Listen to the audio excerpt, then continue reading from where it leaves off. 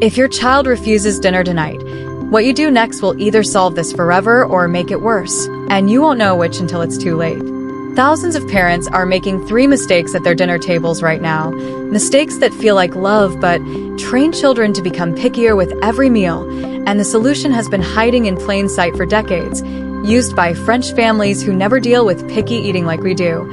But here's what nobody tells you. Their method only works if you understand all 3 parts, and most parents only learn the first one, which is why they fail. Picture this. It's 6:30 p.m. You've cooked a balanced dinner. Your child walks to the table, looks at their plate, and says, "I don't like this." You start bargaining, 3 bites for dessert, or negotiating, "Come on, just try it."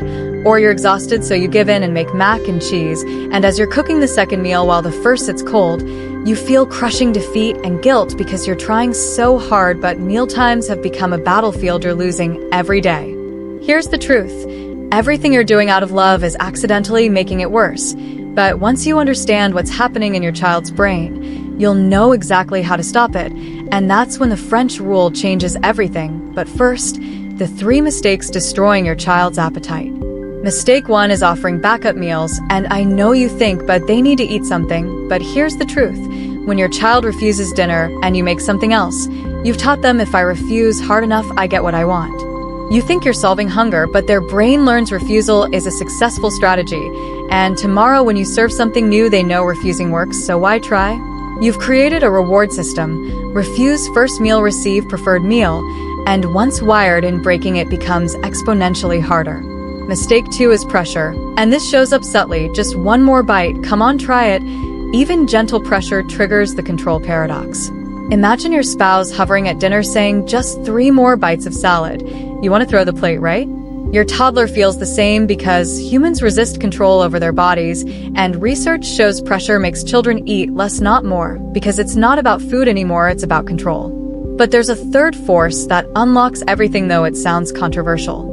Mistake 3 is grazing. Those goldfish crackers at 4 p.m., the granola bar in the car, the juice box while playing, they seem harmless, but you're removing the one ingredient that makes children try new foods: actual hunger.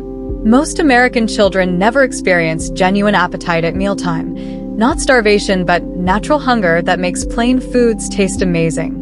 French parents let children get appropriately hungry before meals on purpose, because managing mild hunger is a neglected structure, and it's the key that unlocks everything. Let me show what's happening in your child's brain, because once you see the biology, the solution becomes obvious. 3 forces control their food relationship. 2 work against you, but the third, if activated correctly, overrides them both. First is neophobia, fear of new foods, a survival mechanism. Imagine trying unfamiliar cuisine for the first time. Don't you feel hesitant? That's neophobia in your adult brain. Now imagine being a toddler whose survival depends on avoiding dangers. When someone puts an unknown vegetable on their plate, their brain screams, "Potential threat, do not consume." They're not being difficult, they're being developmentally normal. Second is the control paradox. Studies show when parents control what or how much children eat, their natural ability to self-regulate decreases. They stop listening to internal hunger cues and eat based on external pressure, leading to disordered eating later. Every pressure for 1 more bite teaches them not to trust their body. But the third force is the appetite cycle, and you have complete control over this. When genuinely hungry, even plain food tastes incredible. Your child has lost access to it, but the French method rebuilds it. Once established, neophobia decreases, control battles stop, and your child wants to eat, but it only works implementing all 3 parts. The French rule is called le menu unique, 1 menu, and there's exactly 1 meal at dinner. The parent decides what's served, no alternate meals, no backup options, no negotiations. And before you think this sounds harsh, let me show why it's actually the kindest thing you can do. Here's the framework. The parent's job is to decide what, when, and where food is served. The child's job is to decide whether and how much to eat from what's available. This is the division of responsibility. You provide, they decide. You're not forcing them to finish, you're just not running a restaurant. And when you hold this boundary, you teach them to trust their hunger signals while maintaining structure. But most people hear about le menu unique and think that's the whole method. They start serving 1 meal and wonder why it's not working, and that's because there are 2 more critical components. Part 2 is the mandatory taste. You're not forcing them to eat everything or finish anything, but they must taste everything served. Just one polite taste every time, and the language matters. When they say, "I don't like Brussels sprouts," you say, "You don't have to like it, sweetheart. You do have to taste it so your tongue can learn." And that phrase, "so your tongue can learn," reframes everything from compliance to education. Suddenly, it's not a power struggle. It's a learning experience. When they take that taste, instead of watching if they'll eat more, you ask questions: is it crunchy or soft? Is it salty or sweet? What does it smell like? And their brain shifts from resistance to observation. They stop thinking about whether they want to eat it and start thinking about what it's like. That tiny neurological redirect from defiance to curiosity is where the magic happens. French parents see this as palate training, like teaching reading. You wouldn't skip reading lessons because they're hard. Same logic applies to food. Eating variety is a skill that requires practice, and for fearful children, even smelling or touching to lips counts as a taste initially.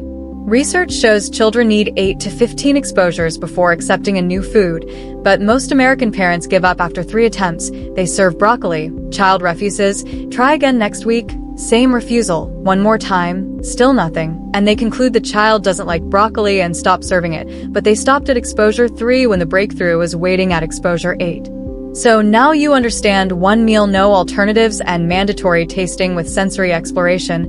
And for most families, these two components create significant improvement within weeks. But if you want this to work consistently day after day, there's a third element that's absolutely non-negotiable. This is the invisible requirement that makes everything work. And without it, the other 2 rules will fail every time. Part 3 is the 2-hour hunger window, and this is going to be controversial, but it's the most important piece. French children don't graze. They have structured meal times, breakfast, lunch, and one afternoon snack legato around 4 p.m. consisting of fruit and bread, then nothing except water until dinner. No goldfish crackers, no juice boxes, no little something at 5:30, nothing but water. And if you're thinking, but they get cranky when hungry, or they're growing, they need constant fuel, understand what's really happening. If your child ate chips an hour before dinner, or drank juice at 5 p.m., or snacked it all in the 2 to 3 hours before the meal, this entire system fails no matter how perfectly you execute the other parts, because they're not hungry. And without genuine biological hunger, there's zero incentive to try green beans. Their body doesn't need fuel. Their stomach is already partially full. And their brain isn't sending hunger signals that make food appealing. This hunger window isn't starvation or deprivation. It's allowing natural appetite to build. So when they sit down, their body is ready to eat. And that's when everything shifts, because hunger is the missing ingredient that makes picky eaters willing to try new things. When your child arrives genuinely hungry, something fundamental changes. Their resistance softens because their body's need for fuel overrides neophobia. Natural curiosity kicks in because hunger makes food interesting. Their brain opens to trying new foods because reward centers light up stronger when hungry. And suddenly that broccoli doesn't seem so scary because their body needs energy. Here's exactly how to implement this starting tonight. Step 1. Serve one balanced meal with protein, vegetables, and carbs, but include at least one safe food on the table, something you know they'll eat, maybe bread or fruit. This lowers your anxiety because they won't starve, and lowers their anxiety because there's something familiar. That safety makes them willing to be brave with unfamiliar foods. Step 2. Require a polite taste of everything using that exact language. You don't have to like it, you do have to taste it so your tongue learns, then wait calmly without hovering. If they resist, add, "In our family, we taste everything once." Then go back to eating your own food, modeling the behavior. Step 3. After they taste, let them decide what else to eat from the table. Practice serious restraint. Don't hover watching every bite. Don't count green beans eaten. Don't comment on choices. Let them own their decisions because that rebuilds trust in their appetite signals. Step 4. Maintain the schedule no matter what. If they don't eat much, the next meal comes at the next scheduled time. No emergency snacks, no exceptions. This teaches them meals come at predictable times. Hunger is temporary and manageable, and refusing dinner means waiting for breakfast, not getting what they want eventually. Step 5. Do not comment on what or how much they eat, not positive, not negative, no commentary, because the moment you praise eating, you turn it into performance about pleasing you rather than feeding their body. Let me show you how this looks in real time. Your child sits down, sees green beans, and says, "I don't like green beans." You respond calmly. You don't have to like them, sweetie. You do have to taste them, just one taste so your tongue learns. Then you wait and eat your dinner. They eventually take a tiny bite and make a dramatic face. You stay calm and lean in with curiosity. Okay, so what did you notice? Was it crunchy or soft? They pause and say soft and squishy. You respond interesting, soft and squishy. Thank you for tasting. Now what else would you like from the table? And just like that, the power struggle is over. You acknowledge the taste made it sensory rather than a battle, and now they choose what to eat from what's available. They might eat chicken and rice and ignore green beans the rest of the meal, and that's a win because they tasted it. Exposure number 1. Next time green beans will be less scary. By the 8th time they might eat 2 bites. By the 15th they might like them or not. And that's okay, because the goal isn't forcing love of green beans. It's raising a child who can try new foods without fear. Feedback shows within 2 weeks meal battles dramatically decrease. Within a month kids try refuse foods without being asked because you created conditions that made their bodies want to eat. 3 questions are in your mind. Question 1. What if they don't eat anything? If your child arrives genuinely hungry with at least one safe food available, they will eat something. Survival instincts are stronger than nugget preferences. But if they refuse everything, stay calm and say, okay, you don't have to eat, but this is dinner. Kitchen closes and breakfast is at 7 a.m. One missed meal doesn't harm a typically developing child. What harms them is learning refusing gets special treatment.